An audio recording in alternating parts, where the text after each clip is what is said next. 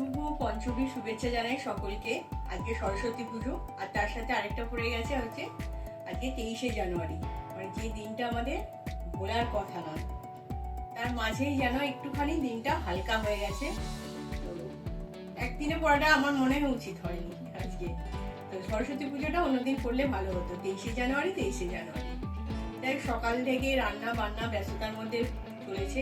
এখন বেরিয়েছিলাম একটু ঠাকুর দেখতে, আর বেশ কিছু ঠাকুর দেখলাম। ঠাকুর দেখেই যে প্রসাদ নিয়ে এসেছি, লুচি, সুজি, তোমার আর ফুলকপি আলুর তরকারি, বেগুন ভাজা, সুজি, এগুলো নিয়ে এসেছি। আরও প্রসাদ আছে। আর আজকে হচ্ছে গোটা সেদ্ধ বানাতে হয় আমাদের। পঞ্চমীতে গোটা সেদ্ধ বানিয়ে সেটা রেখে দিয়ে ষষ্ঠীতে খেতে হয়, আর ষষ্ঠীতে ঠান্ডা খেতে হয়। এরপর লেগে পড়বো গোটা সেদ্ধ বানাতে। দেখাই কি কি দিয়ে গোটা সেদ্ধ বানাচ্ছি আজকে, খুবই কম করে করবো। আমাদের গোটা সেদ্ধতে কালো কলাই ব্যবহার করা হয়, মানে কালো কলাই দিয়ে আজকে গোটা সেদ্ধ হবে। অনেক দিন ধরে এই প্রথা চলে আসছে আমাদের, কালো কলাই আর তার সাথে এই যে সাদা সাদা কলাইগুলো দেখছেন বরবটি কলাই। খুব অল্প পরিমাণেই করছি, কালো কলাইটা বেশি থাকে আর বরবটি কলাইটা খুব কম দেওয়া হয়। আর তার সাথে তো সবজি আছে, বেগুন, আলু, নতুন আলু, ছোট ছোট নতুন আলু, তার সাথে রাঙা আলু, আর এটা কি বলুন তো, পালং শাকে শীষ পালং দিতে হয়। আর শিম যেহেতু সবাই খায় না, সেই জন্য শিম মাত্র 2টো দেব।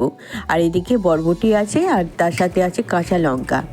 বাস আলুগুলো আর কলাইটা সেদ্ধ মতো হয়ে এসেছে, তারপরে আমি সবজিগুলো একে একে দেবো। নাহলে সব সবজিগুলো কি হয় বলুন তো, বড্ড বেশি সেদ্ধ হয়ে যায়। এগুলো সেদ্ধ কম সময় লাগে বলে একটুখানি পরে দিই, সেই জন্য বেগুনটা এখন আমি দিয়ে নিচ্ছি। বেগুনটা সবার শেষে দিলাম, না হলে বেগুনটা ভীষণ সেদ্ধ হয়ে যায়, বেগুনটা গোটা থাকে না। আলু আর কলাইগুলো অল্প সেদ্ধ হলো, তারপরে আমি সব সবজি দিয়ে দিলাম একে একে। গোটা সেদ্ধতে কোনো রকম কোনো মশলা দেওয়া হয় না, এমনকি নুনও দেওয়া হয় না। আর যখন খাওয়া হয় তখন নুন তেল মাখিয়ে খাওয়া হয়, মানে একদম সেদ্ধ যাকে বলে, পুরো সেদ্ধ, কোনো কিছু মশলা পড়ে না এর মধ্যে। এই দেখুন আমার গোটা সেদ্ধ হয়ে গেছে, সব কটা সবজি কেমন গোটা গোটা আছে, আর বেগুনটাও একদম গোটা আছে। আর সবজিগুলো বেশ গোটা গোটা থাকলে বেশ ভালো লাগে।